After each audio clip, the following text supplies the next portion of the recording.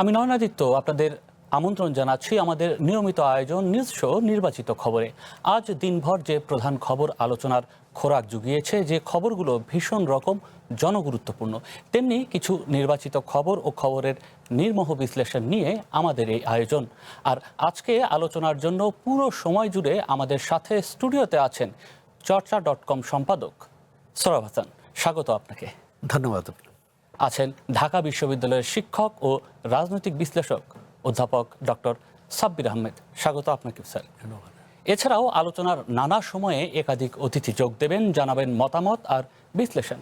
আজকে নির্বাচিত খবরে যে খবরটি নির্বাচন করেছি সেখানে বলা হচ্ছে, ফাঁসির দণ্ডপ্রাপ্ত আসামি শেখ হাসিনা ভারতে অবস্থান করে যাতে কোনো রাজনৈতিক কর্মসূচি ঘোষণা দিতে না পারেন, সেজন্য দিল্লিকে কড়া বার্তা দিতে সরকারের প্রতি আহ্বান জানিয়েছেন এনসিপি আহ্বায়ক ও বিরোধী দলীয় চিফ হুইপ নাহিদ ইসলাম। বলেন, শেখ হাসিনা দেশে ফিরলে তার ফাঁসির রায় কার্যকর করা হবে। অন্যদিকে রাজনীতিতে আবারও পুরনো প্রতিযোগিতা দেখছেন এনসিপি নেতা সার্জিস আলম। আর বিএনপির নির্যাতিত নেতাকর্মীদের এনসিপিতে যোগ দেবার জন্য আহ্বান জানিয়েছেন হাসনাত আবদুল্লাহ। এ নিয়ে আমাদের একটি প্রতিবেদন আছে, চলুন প্রতিবেদনটি দেখে আসি। জুলাই গণঅভ্যুত্থানের দ্বিতীয় বর্ষপূর্তি উপলক্ষে ৩৬ দিনব্যাপী কর্মসূচির অংশ হিসেবে জুলাই পদযাত্রা করছে জাতীয় নাগরিক পার্টি এনসিপি। পঞ্চম দিন শুক্রবার বিকালে নাটোর শহরের স্বাধীনতা চত্বরে পদযাত্রা শেষে সমাবেশ করেন দলটির নেতাকর্মীরা। সমাবেশে এনসিপির উত্তরাঞ্চলীয় মুখ্য সংগঠক সার্জিস আলম বলেন, গণঅভ্যুত্থানের চেতনা ছিল একটি ন্যায়ভিত্তিক, জবাবদিহিমূলক ও বৈষম্যহীন রাষ্ট্র গঠন, কিন্তু আবারও সেই পুরনো রাজনৈতিক প্রতিযোগিতা শুরু হয়েছে। আবারও সেই পুরনো রাজনৈতিক প্রতিযোগিতা, আবারও জাতীয়তা যে স্বার্থ, দেশের মানুষের যে স্বার্থ, সেই স্বার্থের আগে দলীয় স্বার্থ, ব্যক্তিগত, গোষ্ঠীগত, প্রাতিষ্ঠানিক স্বার্থ প্রাধান্য পাওয়া শুরু করলো। শুক্রবার বিকালে জুলাই পদযাত্রা হয়েছে নোয়াখালীর মাইজদীতে। পদযাত্রা শেষে সমাবেশে দলের দক্ষিণাঞ্চলীয় মুখ্য সংগঠক হাসনাত আবদুল্লাহ অভিযোগ করেন, বিএনপির অনেক নেতাকর্মীর চাঁদাবাজিতে মানুষ অতিষ্ঠ। আপনাদের অনেক দলে এই চাঁদাবাজি করে, টেন্ডারবাজি করে সিএনজি স্টেশনগুলো দখল নিয়েছে। এই দোকানদাররা অতিষ্ঠ, ব্যবসায়ীরা অতিষ্ঠ। আমাদের মূল বিএনপি যারা রয়েছে, এনসিপির চর্চা আপনাদের জন্য আমরা উন্মুক্ত করে গেলাম। এদিকে শুক্রবার বিকালে রাজধানীর কাকরাইলে এক আলোচনায় এনসিপির আহ্বায়ক ও বিরোধী দলীয় চিফ হুইপ নাহিদ ইসলাম বলেন, ফাঁসির দণ্ডপ্রাপ্ত আসামি শেখ হাসিনা ভারতে অবস্থান করে যাতে রাজনৈতিক কর্মসূচির ঘোষণা দিতে না পারেন, সে বিষয়ে দিল্লিকে কড়া বার্তা দিতে হবে। অভিযোগ করেন, কার্যক্রম নিষিদ্ধ আওয়ামী লীগকে স্বাভাবিক করার কাজ করছে গণমাধ্যম। শেখ হাসিনা যদি দেশে ফিরে, কেবলমাত্র ফিরবে ফাঁসির রায় কার্যকর হওয়ার জন্য। দিল্লিকে এটা কঠোরভাবে বাংলাদেশ সরকারের বার্তা দেওয়া উচিত। শেখ হাসিনা দিল্লিতে বসে থাকা অবস্থায় ফাঁসির রায়ে দণ্ডিত একজন আসামি, তিনি কোনো ধরনের ইন্টারভিউ বা কর্মসূচি ঘোষণা এটা করতে পারেন। এটা দেশের অস্থিতিশীলতা তৈরি করছে, দেশের শান্তি শৃঙ্খলা, স্বাধীনতা, সার্বভৌমত্বের বিরুদ্ধে তারা কাজ করছে। সংবিধানের পঞ্চদশ সংশোধনী বাতিলের মধ্য দিয়ে তত্ত্বাবধায়ক সরকার ফিরে আসাকে ভালো খবর বলেও মন্তব্য করেন নাহিদ ইসলাম। তবে অভিযোগ করেন, বিএনপি তত্ত্বাবধায়ক সরকার ব্যবস্থাকে কুলসিত করেছিল। সৌরভ নূর, ওয়ান নিউজ, ঢাকা। এর আগে অন্তর্বর্তীকালীন সরকারের সময় একই প্রসঙ্গ এসেছে এবং সে সময়ে ভারতের যিনি প্রধানমন্ত্রী নরেন্দ্র মোদী তার একটি সাক্ষাৎকারে বলেছিলেন যে কারো বক্তব্য দেবার যে অধিকার, সেই অধিকার থেকে তিনি কাউকে প্রতিহত করতে পারবেন না। সোহরাব হাসান, তাহলে সেই ক্ষেত্রে বাংলাদেশ সরকার ভারতকে কি ধরনের কড়া বার্তা দিতে পারে? আসলে প্রথমত আমরা সমস্যাটাকে কিভাবে দেখছি, এটা কি শুধু আইন শৃঙ্খলার জনিত সমস্যা, বিচারিক সমস্যা, না রাজনৈতিক সমস্যা? বিচারিক সমস্যা হলে অবশ্যই বিরোধী দলের চিফ হুইপ যে বলেছেন যে নাহিদ ইসলাম, যে সাবেক প্রধানমন্ত্রী শেখ হাসিনার মৃত্যুদণ্ড রায় দিয়েছে আদালত, তিনি দেশে আসলে এটা কার্যকর করা হবে। এখন রায় তো অনেক আগে, অনেক বেশ অন্তর্বর্তী সরকারের সময় হয়েছে, কিন্তু তাকে ফেরত আনার ব্যাপারে কোনো উদ্যোগ কি সরকারে আছে? আমরা তো দেখি না। দ্বিতীয় হচ্ছে যে তিনি সেখান থেকে কর্মসূচি ঘোষণা করলে এখানে কোনো রকম রাজনৈতিক অস্থিরতা যদি তৈরি হয়, আইন শৃঙ্খলাজনিত সমস্যা তৈরি হয়, তার বিরুদ্ধে অবশ্যই সরকারের ব্যবস্থা নেওয়া উচিত। আর প্রথমত হচ্ছে যে এই মুহূর্তে জনগণের সামনে সমস্যা কি? দেখুন, বন্যায় দেশ ভেসে যাচ্ছে, পাহাড় ধসে, মাটি ধসে, মানুষ, শিশুসহ মানুষ মারা যাচ্ছে। উজানে নতুন করে বন্যার পদধ্বনি শোনা যাচ্ছে। ঢাকা শহর প্রায় চলাচল অনুপযোগী হয়ে পড়েছে অতিবৃষ্টির কারণে। বৃষ্টির কারণে। সুতরাং মানুষের আমরা তো সংস্কার চেয়েছিলাম। সংস্কার মানে সুশাসন, সংস্কার মানে ন্যায় বিচার, সংস্কার মানে ভালো থাকা, সবার ভালো থাকা। বৈষম্য বিরোধী আন্দোলন হয়েছিল বৈষম্যের বিরুদ্ধে। যাদের বিরুদ্ধে আন্দোলন হয়েছিল তারা তো নেই, কিন্তু গত 2 বছরে কি বৈষম্য কমেছে? 2 বছরে মানুষ কি স্বস্তি পেয়েছে? পেলেও কতটা পেয়েছে? নির্ভয়ে কি কথা বলা যাচ্ছে এখন? আগের মতোই যদি এনসিপি, তারাও কিন্তু এই জুলাই অভ্যুত্থানের অগ্রণী সৈনিক, বিএনপিও অগ্রণী সৈনিক বা গুরুত্বপূর্ণ ভূমিকা ছিল, জামাত ইসলামেরও।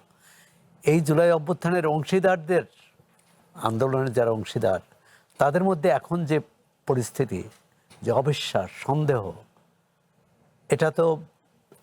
এটাই তো সাবেক স্বৈরাচারকে শক্তি যোগায়। এরা যদি ঐক্যবদ্ধ থাকে, তাহলে যতই বাইরে থেকে যতই আহ্বান জানানো হোক, যতই মানে কর্মসূচি দেওয়া হোক, সেটা কার্যকর। একই প্রশ্ন যদি আমি সাব্বির আহমেদ স্যার আপনাকে করি, যে আজকে বিরোধী দলীয় চিফ হুইপ বললেন যে যেন সরকার একটি কড়া বার্তা দেয়, যেন ভারতে থাকা শেখ হাসিনা তিনি যেন কোনো কর্মসূচি দিতে না পারেন এবং তাকে দেশে এনে তার ফাঁসির রায় কার্যকর একটা। তো প্রথম কথাতে যদি আমরা থাকি যে সেখানে বাংলাদেশ সরকারের আসলে ভারতকে কড়া বার্তা দেবার এক ধরনের আহ্বান তিনি জানিয়েছেন, সেটি আসলে কতটা করা হতে পারে? দেখুন, কড়া বার্তা তো দিতেই পারে ভারতের কাছে, তারা সরকার লিখিতভাবে প্রতিবাদ জানাতেই পারে। কিন্তু এখানে ক্রিটিক্যাল বিষয়টা হচ্ছে যে একজন অপরাধী, তিনি তো বিচারে ফাঁসির দণ্ডপ্রাপ্ত আসামি, কিন্তু সমস্যা হচ্ছে যে তিনি তো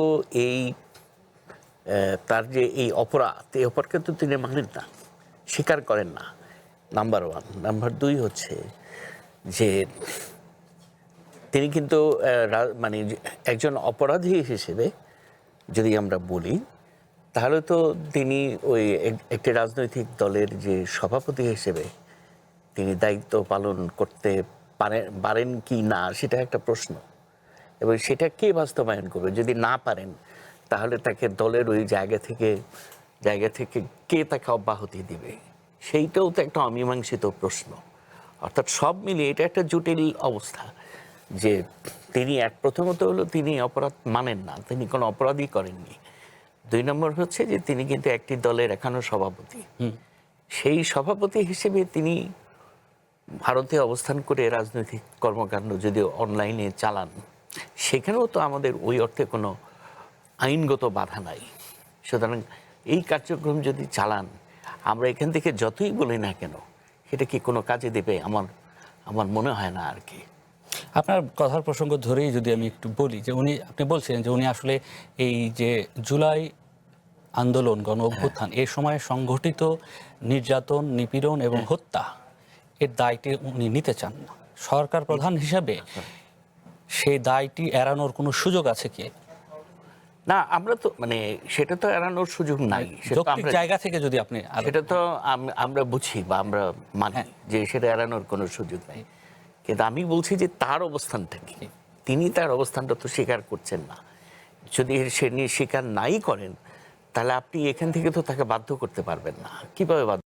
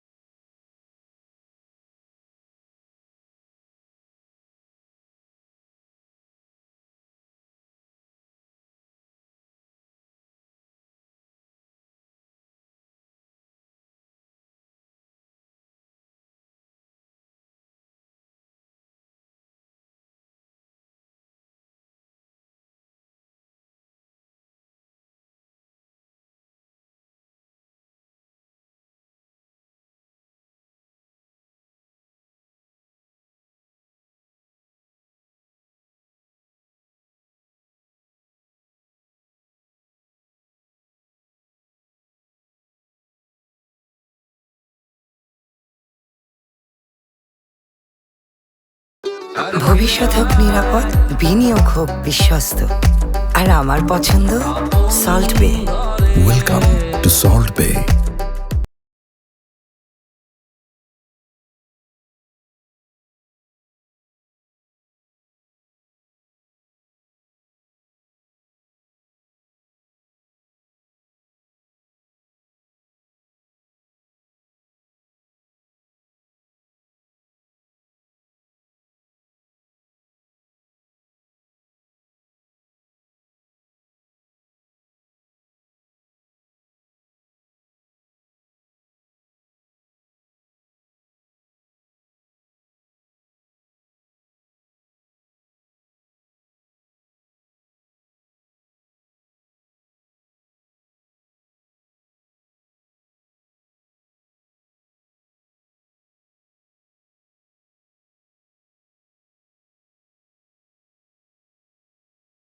ভাগির প্রতিযোগিতা। এখন ক্ষমতাটা যে কোনো অর্থেই হতে পারে, দুর্নীতির অর্থেও হতে পারে বা বিভিন্ন কিছু অর্থেই ব্যবহার হতে পারে আর কি। এমন আমি শিওর না যে আসলে তারা কি বোঝাইতে চাচ্ছে। দেশের সার্বিক প্রেক্ষাপটে সৌরভ, আপনার কাছে কি মনে হয় তার এই অভিযোগের? না, সাবির ভাইয়ের সাথে আমি একমত হতে পারলাম না। আসলে প্রতিযোগিতাটা হচ্ছে ভাগাভাগি না পাওয়ার প্রতিযোগিতা। হ্যাঁ, মানে বিরোধী দল বা যারা ছোট শরিক তারা তো চায় যে মানে একটা সবার একটা অংশীদারিত্ব থাকবে। একটা হচ্ছে যে আইনগত অংশীদারিত্ব আছে বিরোধী দলের যে ভূমিকা, সেখানে বিরোধী দল ভূমিকা পালন করতে পারে কিনা। এখন পর্যন্ত কিন্তু সংসদীয় কমিটিগুলো গঠিত হয়নি, যে কমিটির মাধ্যমে বিরোধী দল সরকারের জবাবদিহি আদায় করতে পারে বা চাইতে পারে। আর দ্বিতীয়ত হচ্ছে যে সংসদে অনেক বিষয় দেখছি জনজীবনের সমস্যা নিয়ে আলোচনা কম হয়। 7 জুলাই সনদ, সংবিধান সংস্কার পরিষদ, গণভোট, সাংবিধানিক আদেশ, মানে এই বিতর্কের অবসান হয়নি এখনো। সরকারি দল একভাবে ব্যাখ্যা করে, বিরোধী দল আরেকভাবে ব্যাখ্যা করে, এবং পারস্পরিক সন্দেহ অবিশ্বাসটা রয়ে গেছে। কিভাবে কাটাবে তাদেরই সিদ্ধান্ত নিতে হবে। আর যদি কাটাতে না পারে তাহলে তারা যে জুজুর ভয় করছে সেই জুজুই কিন্তু সেই জুজুর অবস্থান আরও শক্ত হবে। আর যদি তারা কাটাতে পারে তখন জুজুকে হয়তো একসঙ্গে মোকাবেলা করতে পারবে। তো এর মধ্যে একটা সূক্ষ্ম রাজনীতিও আছে, কৌশলও আছে। সাবির ভাই বলছিলেন কোনো ব্যাপারে তো সব দল একমত। যেমন আওয়ামী লীগ কার্যক্রম নিষিদ্ধ করার ব্যাপারে তো আমরা দেখলাম সংসদে বিএনপির যদিও আগের অবস্থান ছিল যে আইন দিয়ে কোনো রাজনৈতিক দলকে তারা নিষিদ্ধ করতে চায় না, কিন্তু আইন দিয়ে নিষিদ্ধ করা হলো।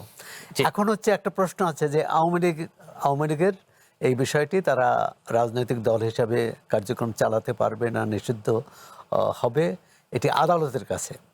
আদালত কবে রায় দেবে?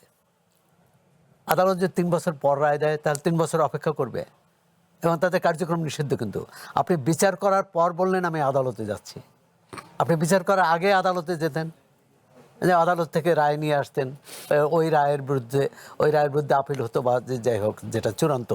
আমরা একটু এর ফাঁকে যুক্ত করে নিতে চাই সাবেক চেয়ারম্যান জাতীয় নদী রক্ষা কমিশনের মঞ্জুর আহমেদ চৌধুরী, তাকে একটু যুক্ত করে নিতে চাই এবং তাকে কেন যুক্ত করছি সেই প্রসঙ্গটিতেও আসতে চাই যে চট্টগ্রামের বাঁশখালী উপজেলায় বন্যা দুর্গত এলাকা পরিদর্শন করেছেন বিরোধী দলীয় নেতা ও জামায়াতের আমির ডক্টর শফিকুর রহমান। চট্টগ্রাম বিমানবন্দরে নেমে জামায়াতের আমির বলেন তিস্তা মহাপরিকল্পনা বাস্তবায়নে সরকারের অঙ্গীকারের দৃশ্যমান অগ্রগতি দেখতে চান। এর বাইরে বলে রাখি যে পানি সম্পদ প্রতিমন্ত্রী তিনি আজকে পঞ্চগড়ে বলেছেন যে তিস্তা মহাপরিকল্পনা বাস্তবায়নে কাজ শুরু করেছে সরকার। দুটি বক্তব্য একটু শুনে আসতে চাই।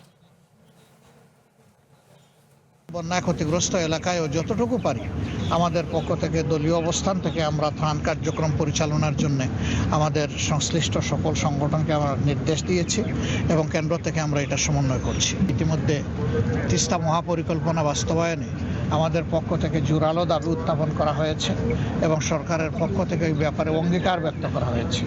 আমরা এখন সেই অঙ্গীকার বাস্তবায়নের অপেক্ষায় আছি। তিস্তা মহাপরিক্রমা নিয়ে আমাদের বিএনপি বহুদিন ধরেই কাজ করছেন।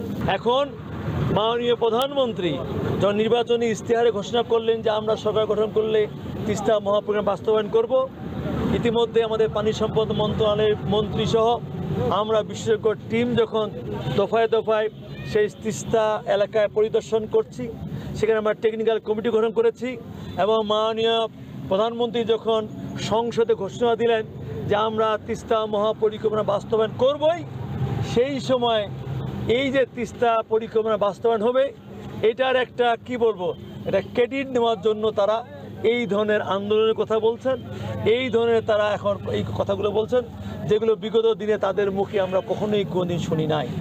কাজেই এইগুলো হচ্ছে স্ট্যান্ডবাজি। আমি একটা কথা বলতে চাই, এই স্ট্যান্ডবাজি রাজনীতি দিন আর বাংলাদেশে চলবে না। আমরা দুজনেরই বক্তব্য শুনছিলাম। ডক্টর মঞ্জুর আহমেদ চৌধুরী, আপনি নিশ্চয়ই শুনছিলেন যে আমাদের প্রতিমন্ত্রী এবং বিরোধী দলীয় নেতা দুজনেরই বক্তব্য এই তিস্তা মহাপরিকল্পনা প্রসঙ্গে। তারা বলছেন নিঃসন্দেহে বাংলাদেশের জন্য হয়তো এই প্রকল্পটি খুবই জরুরি, হয়তো নয় নিশ্চিতভাবেই এটি জরুরি, কিন্তু ভারতের কাছ থেকে তিস্তার পানির ন্যায্য হিস্সা আদায় করার আগে এই ধরনের প্রকল্প কি আসলেই তিস্তার সংকট, তিস্তা নদীর সংকট সমাধানে কাজ করবে? আপনি কি মনে করেন? এটা আসলে ভারতের থেকে পানি আসার একটা ব্যবস্থা করতে হবে। আপনি দেখেন যে বর্তমানে যে ডালিয়া পয়েন্টে যে ব্যারেজটা করা হয়েছে, ধারণা করা হচ্ছিল যে ভারত থেকে পানি আসবে, তিস্তা নদীর মাধ্যমে পানি আসবে, কিন্তু আসে না। তারা গজলডোবা নামক স্থানে দার্জিলিং এর কাছে জলপাইগুড়িতে প্রায় সব পানি তারা দুইটা খালের মাধ্যমে নিয়ে যায়। এখন আরো জানা যাচ্ছে যে তারা আরো দুইটা সেচ খাল তৈরি করতেছে, তার জন্য 11,000 কোটি রুপিও তারা বরাদ্দ করছে। সুতরাং এইখান থেকে পানি পাওয়া কঠিন হবে, তবে আমাদের ডিপ্লোমেসি চালাতে হবে, কারণ আমাদের ওটা ন্যায্য পাওনা। আবার লোয়ার রিপারিয়ান কান্ট্রি হিসেবে আমাদের ওটা ন্যায্য পাওনা। তার জন্য বড় ধরনের ডিপ্লোম্যাটিক পানি কূটনীতি চালাতে হবে, পরিচালনা করতে হবে। আরেকটা বিষয় হচ্ছে যে আমাদের পানি, বর্ষাকালের পানি ধরে রাখতে হবে। ধরে রাখার যে সব মেকানিজম আছে, আপনার যেমন ফ্লাড প্লেনে ধরে রাখা যায়, আপনার ছোট নদীতে ধরে রাখা যায়, বিভিন্ন জায়গায় পানি যদি ধরে রাখা যায় তাহলে আমরা কিছুটা হলেও সমস্যার সমাধান হবে। তো সম্পূর্ণ সমাধান এভাবে করা যায় না, এটাই হাইড্রোলজিস্টরা বলেন। তো সেই জন্য মনে করি যে এটা একটা আসলে একটা চ্যালেঞ্জ, তবে আমাদের এটা করতে হবে। তিস্তার যদি সমস্যার সমাধান না হয়, যেভাবেই হোক যদি না হয়, তাহলে ওই অঞ্চলের বায়োডাইভার্সিটি হ্যাম্পার্ড হচ্ছে, আপনার পার্মানেন্টলি চেঞ্জ হয়ে যাবে কিন্তু এই আপনার ওইখানের ইকোসিস্টেম।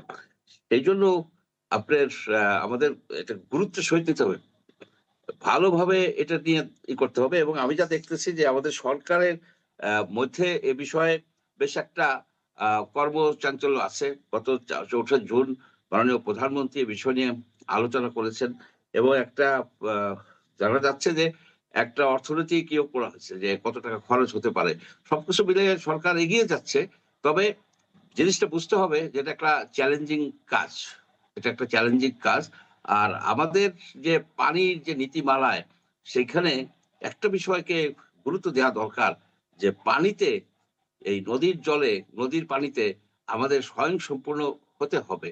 শুধুমাত্র ভারতের উপরে নির্ভর করলে হবে না। তারা একটা পানির ব্যাপারে তাদেরকে খুব একটা বিশ্বাস করা যায় না। আপনি দেখেন গঙ্গা চুক্তি করছে কিন্তু পানি তো ঠিক মতো দেয় নাই, যার ফলে আপনার ওই দক্ষিণ পশ্চিমাঞ্চলের যে নদীগুলি, সেই নদীগুলি কিন্তু মরে যাওয়ার মতো অবস্থা, লবণাক্ত হয়েছে। তো এইসব কথা চিন্তা করে আমাদের হাইড্রোলজিস্টদেরকে, আমাদের যারা পানি বিজ্ঞানী আছেন তাদেরকে উদ্বুদ্ধ করতে হবে, যাতে বর্ষার পানি কিভাবে আমরা ব্যাপকভাবে ধরে রাখতে পারি, কি কি নতুন টেকনোলজি ডেভেলপ করা যায় এবং এনভায়রনমেন্ট ফ্রেন্ডলি ওয়েতে এইটার সমাধান করা যায়। এই বিষয়ে আমাদের একটা জাতীয় করার যে পরিকল্পনা নিচ্ছেন, একই সঙ্গে আমরা দেখছি যে বিভিন্ন তিস্তার সঙ্গে যুক্ত যেসব নদীগুলো আছে সেগুলোকেও নতুন করে খননের এক ধরনের প্রক্রিয়া নেওয়া হচ্ছে। তো সারা দেশে এই খাল খনন কিংবা এই যে নদী নতুন করে খনন করা, এটি কি আসলে কোনো কাজে দেবে? এই ধরনের আপনি যে বেসিনের কথা বলছেন, সেই বেসিন তৈরি করতে? না, আপনার যে অনেকগুলি নদী তো ছোট ছোট নদীগুলি কিন্তু আপনার সিজনাল নদীতে রূপান্তরিত হয়েছে। শীতকালে বা শুষ্ক মৌসুমে কিন্তু সেখানে পানি থাকছে না। সেখানে যদি আরো গভীর করা যায়, এমব্যাঙ্কমেন্ট করা যায় এবং রেগুলেটর রাখানো যায়, তাহলে তো আপনি পানি কয়েক মাসের জন্য ধরে রাখতে পারেন। এইভাবে চিন্তা করতে হবে। আপনার কাজটা সহজ না, কিন্তু অর্থাৎ আমি যেটা দেখি, যে দৃষ্টিতে দেখি হাইড্রোলজিদের সাথে আলাপ করে, যে ডিস্ট্রিবিউটেড ওয়াটার স্টোরেজ চেইনের মতো করতে হবে, যাতে আমরা এই যে শুষ্ক মৌসুমে জানুয়ারি থেকে মে, বিশেষ করে মার্চ এপ্রিলের সময় যখন একেবারে শুষ্ক হয়ে যায়, ওই সময় যেন আমরা পানি কিছুটা হলেও এই স্টোর ওয়াটার থেকে আমরা সাপ্লাই দিতে পারি। এইদিকে চিন্তা করতে হবে। শুধুমাত্র ভারতের উপরে নির্ভর করলে হবে না, যে ভারত পানি দিবে না। ভারত পানি দেয় না। পানি আপনি যদি দেখেন যে কতগুলি ট্রান্সবাউন্ডারি রিভার আছে 100-এর উপরে, সবগুলির আপস্ট্রিমে কিন্তু তারা আপনার বিভিন্ন রকমের hydraulic structure, dam, groyne, rubber dam ইত্যাদি করে রাখছে। ওইগুলি দিয়ে কিন্তু তারা পানি কন্ট্রোল করে। অ্যাকচুয়ালি ভারতের এখন নীতি হচ্ছে পানিকে উইপনাইজ করা, জিওপলিটিক্যাল উইপন হিসেবে ইউজ করা। আপনি এটা দেখেন যে সিন্ধু যে চুক্তিটা, একটা চুক্তি যেটা অত্যন্ত মানে একটা কি বলবো ভালো একটা চুক্তি ছিল, যে চুক্তি গত 63 বছর ধরে 66 বছর ধরে ভারত আর পাকিস্তানের ভিতরে পানি বন্টনের কোনো সমস্যা হয় নাই।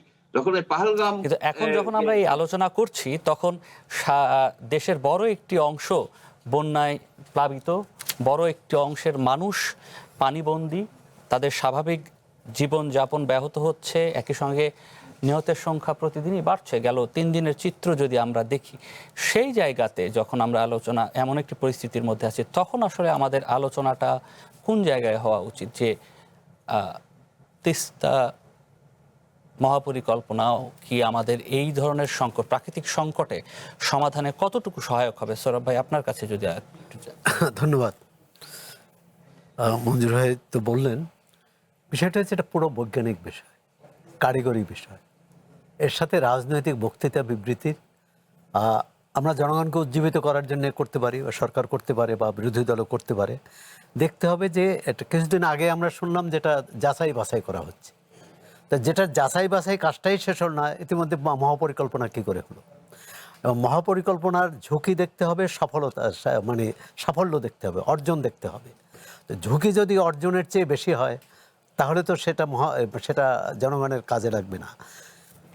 এই মহাপরিকল্পনায় কত লোক বাস্তুত্যাগী হবে, মানে বাস্তু ত্যাগ করতে হবে, কত ফসল নষ্ট হবে, এবং সেটা আবার এই মহাপরিকল্পনা বাস্তবায়ন করে তার চেয়ে বেশি পাওয়া যাবে কিনা।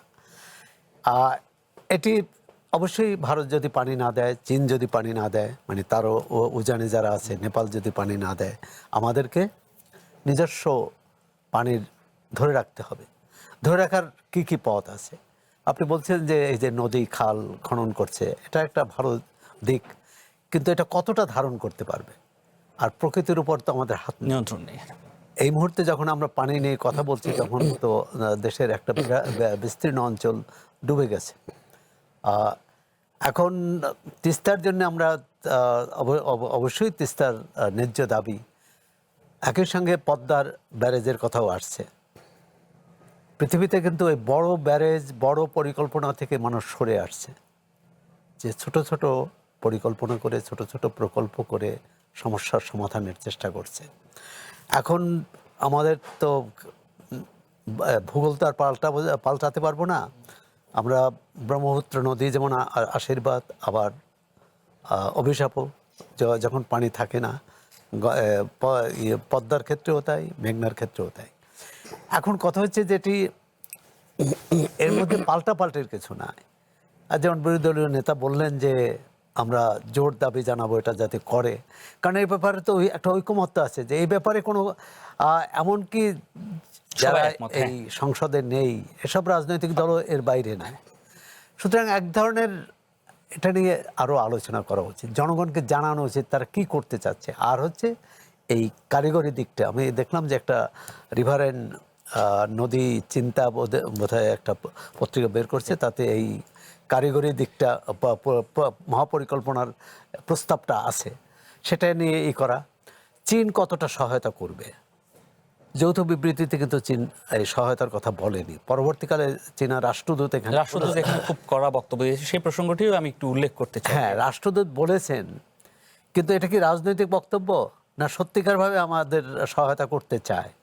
এই রাজনৈতিক বক্তব্য কিন্তু আওয়ামী লীগের সরকারের সময় থেকেই আসছে, যে তিস্তায় মহাপরিকল্পনা।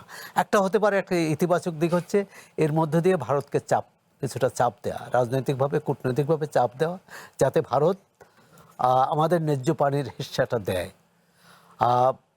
ভারতে কিন্তু এইখানে যখনই এই যে তিস্তা মহাপরিকল্পনা কিংবা তিস্তার প্রসঙ্গ আসে, আমরা এর আগে যখন বিগত আওয়ামী লীগ সরকারের সময় আমরা যেটি দেখেছি, যখন এই আলোচনা এসেছে ভারতের পক্ষ থেকে নানা ধরনের আমরা বিভিন্ন সংবাদ মাধ্যমে বিভিন্ন ধরনের গুজব, বিভিন্ন ধরনের প্রেশার ক্রিয়েট করার জন্য নানা ধরনের উপাদান আমরা ভারতীয় গণমাধ্যমে দেখেছি।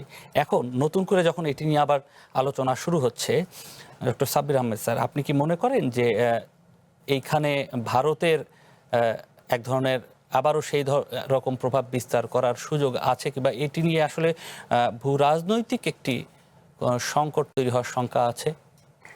সেই সংকটের বিষয়টা তো আছে, চলমান আছে, এবং এটা আগের চাইতে বরং আরো খারাপ এর দিকেই আছে।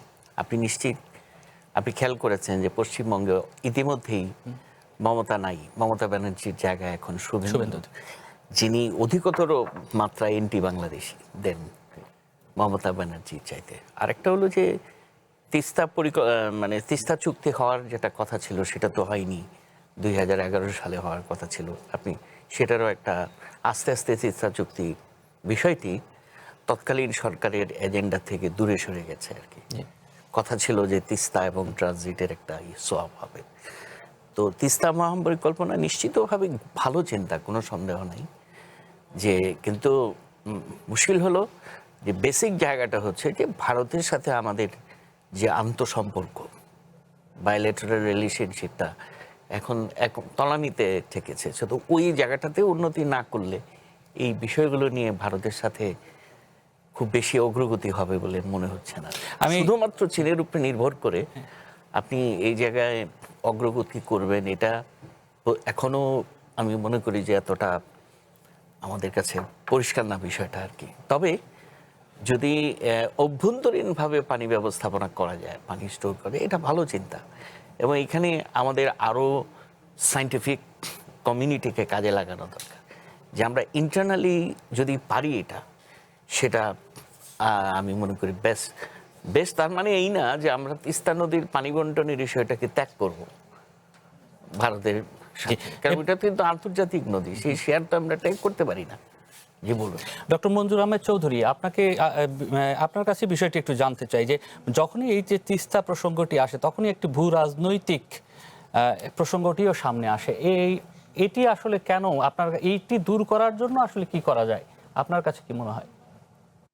না, পানির বিষয়টা তো আসলেই ভূ রাজনৈতিক হয়ে গেছে, যেটা আমি বলতেছিলাম যে সিন্ধু চুক্তির ক্ষেত্রে পাকিস্তান ভারতের, আমাদের যে গঙ্গা চুক্তি, এটাও যে সহজে হয়ে যাবে, রিনিউ হবে, কিংবা নতুন করে নতুন করে আপনার চুক্তি হবে, সেখানে তো অনেকটা আনসার্টেনটি রয়ে গেছে। কারণ ভারত থেকে যে ধরনের কথাবার্তা বলা হচ্ছে পশ্চিম বাংলা থেকে, সেগুলি তো খুব একটা আশা দেয় না।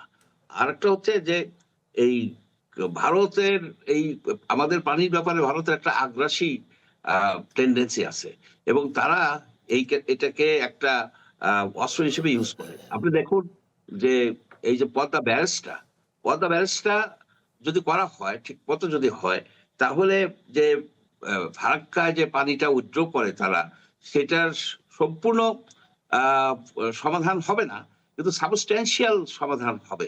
অর্থাৎ আমাদের কিছু কিছু ক্ষেত্রে আমরা বেনিফিট পাবো।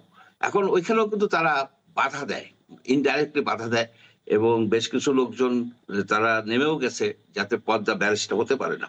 আর তিস্তা ব্যারেজের ক্ষেত্রে ভারতের যেটা অবজেকশন কিংবা বাধা দেয়, তার কারণ হলো যে এটা অত্যন্ত শিলিগুড়ি করিডোরের অনেক কাছে, এবং শিলিগুড়ি করিডোর থেকে উত্তরে ডোকলামে সেখানে কিন্তু চাইনিজ অনেক মিলিটারি ইনস্টলেশন করা আছে। তো সুতরাং একটা সেন্সিটিভ জায়গা। তারা মনে করে যে চাইনিজরা এখানে যদি কাজকর্ম করে, তারা একটা লিসেনিং পোস্ট হবে, তাদের সেনা মুভমেন্ট লক্ষ্য করতে পারবে, বা সেটা হয়তো তারা চায় না।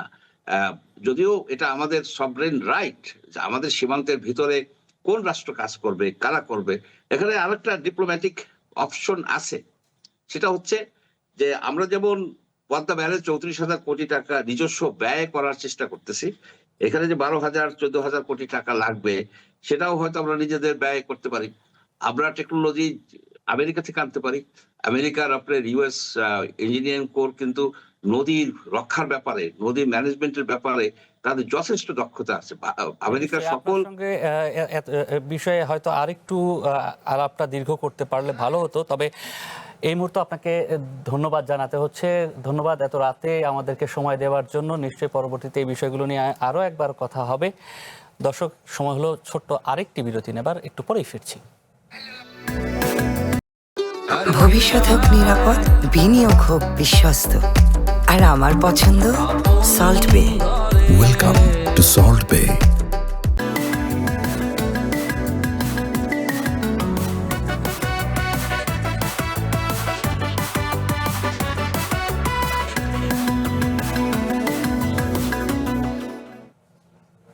দর্শক, স্বাগত জানাচ্ছি নির্বাচিত খবরে। চট্টগ্রামে টানা অতি বৃষ্টি ও পাহাড়ি ঢলে জেলার বিভিন্ন এলাকায় প্লাবিত হয়ে প্রায় 8 লাখ মানুষ পানিবন্দী হয়েছে এবং আজকের সকালের তথ্য, সেখানে পানির ঢলের সঙ্গে 2 জন শিশু নিহত হবার খবর আমাদের কাছে এসেছে। এবং এই বিষয় নিয়ে আমাদের সহকর্মী শাহনওয়াজ রিটন, তিনি আছেন চট্টগ্রামে, তার সঙ্গে একটু কথা বলতে চাই, জেনে নিতে চাই। রিটন, এখন কি অবস্থা? এই যে পানির ঢল কিংবা অতিবৃষ্টির কথা বলা হচ্ছে, সেটি আবহাওয়া অফিস কি বলছে? কমার সংখ্যা কতটুকু, সম্ভাবনা কতটুকু দেখছেন?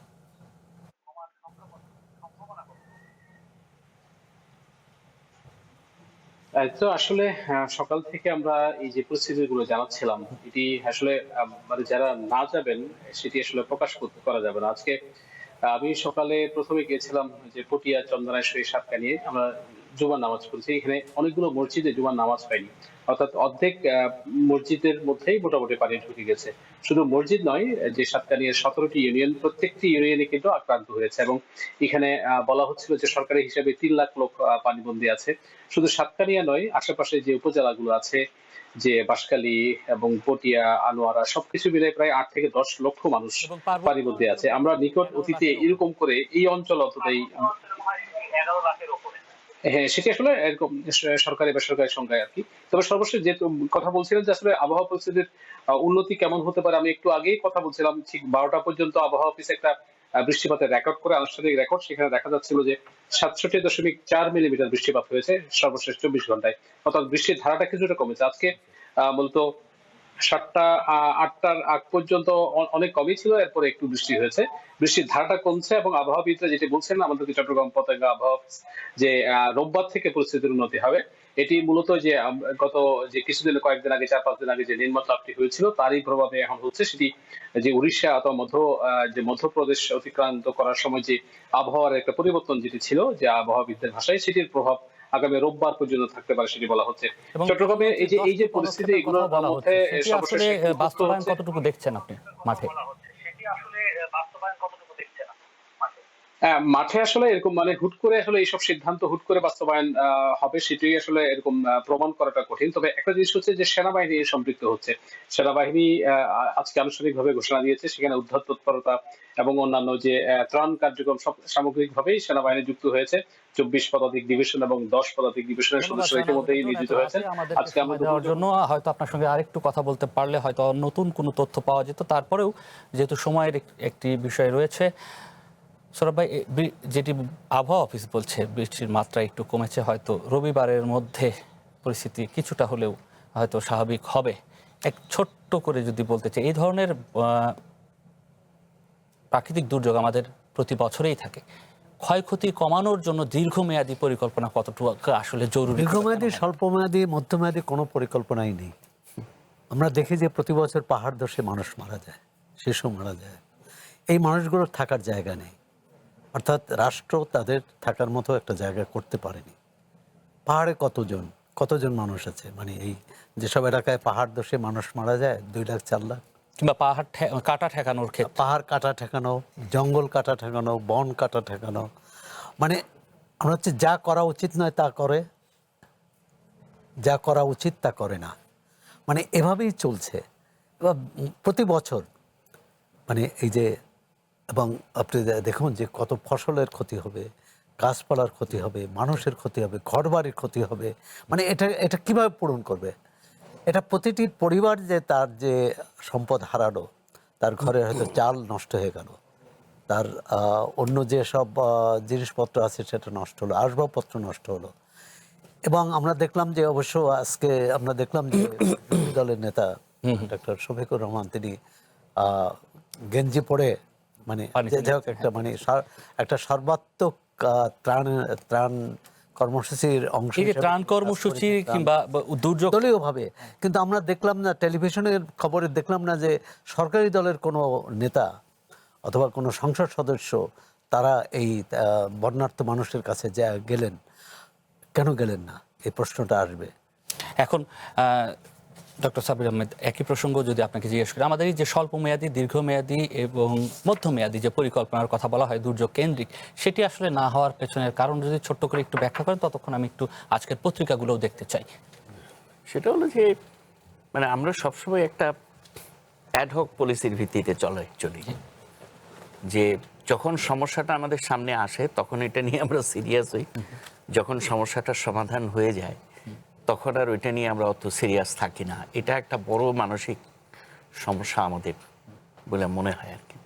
আমি একটু ছোট্ট কথা অ্যাড করি যে এই দুর্যোগ ব্যবস্থাপনায় আমরা রাজনৈতিক দলকে অ্যাক্টিভ দেখলাম, মানে আমি আশা করেছিলাম মানে ব্যাপক মাত্রায় স্বেচ্ছাসেবী সংগঠনগুলো এই দুর্যোগ ব্যবস্থায় অংশ নেবেন, হয়তো তারা অংশ নেবেন, তাই আমি আশা করব যে স্বেচ্ছাসেবী সংগঠনগুলো। আমরা একটু আজকের অনলাইনগুলো দেখে আসতে চাই।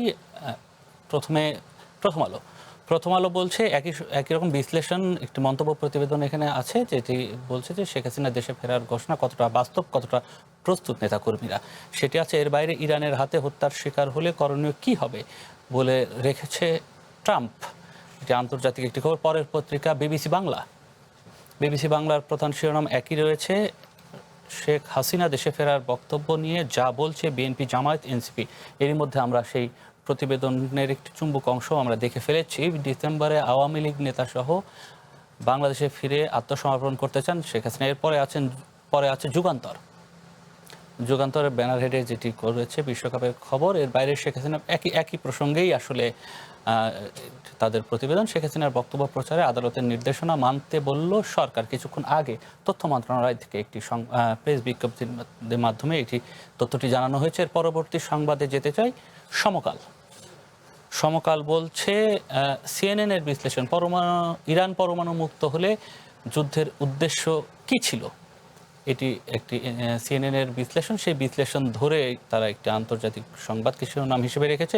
একই সঙ্গে কক্সবাজারে বন্যা পরিস্থিতির আরও অবনতি, পানিবন্দী লাখো মানুষ। হয়তো এখানে পুরো শিরোনাম, কেন চট্টগ্রামের যে পানিগুলো আমরা দেখছিলাম যে সেই খবর আমাদের শাহনওয়াজ রিটন যেটি বলছিলেন আজকে যে বৃষ্টির মাত্রা কিছুটা কমেছে, বলা হচ্ছে রোববার থেকে হয়তো সেই বন্যা পরিস্থিতিটা হয়তো একটু কমে আসবে। এবং পরের পত্রিকা মানবজমিনটি একটু দেখে আসতে চাই। সেখানে রয়েছে বন্যা মোকাবেলায় প্রধানমন্ত্রীর 10 পদক্ষেপ। এর বাইরে বিশ্বকাপের খবর রয়েছে, ফিলিস্তিনের গ্র্যান্ড মুফতিকে তুলে নিয়ে গেল ইসরায়েল, এটি একটি আন্তর্জাতিক খবরও রয়েছে। শেখ হাসিনা দেশে ফেরা তার মতের উপর নির্ভর নয়, এটি নতুন একটি মন্তব্য প্রতিবেদন। নিশ্চয়ই একটি মন্তব্য প্রতিবেদন করার বক্তব্য ধরেই একই সঙ্গে যে প্রসঙ্গটি আমরা দেখছিলাম যে বন্যার্তদের জন্য যা এনেছি তা ভালোবাসার উপহার, জামাতের যিনি প্রধান তার বক্তব্য ধরে এই প্রতিবেদনটি রয়েছে। দুইজনকেই ধন্যবাদ দিতে চাই। সোহরাব হাসান, আপনাকে ধন্যবাদ, এবং একই সঙ্গে ধন্যবাদ জানাই সাব্বির আহমেদ ডক্টর আপনাকেও, এবং একই সঙ্গে দর্শক আপনাদেরকেও ধন্যবাদ জানাতে চাই এতক্ষণ আমাদের সঙ্গে থাকবার জন্য। নিশ্চয়ই আগামীকাল একই সময়ে ফিরব নির্বাচিত খবরে, ততক্ষণ আমাদের সাথেই থাকবেন। শুভরাত্রি।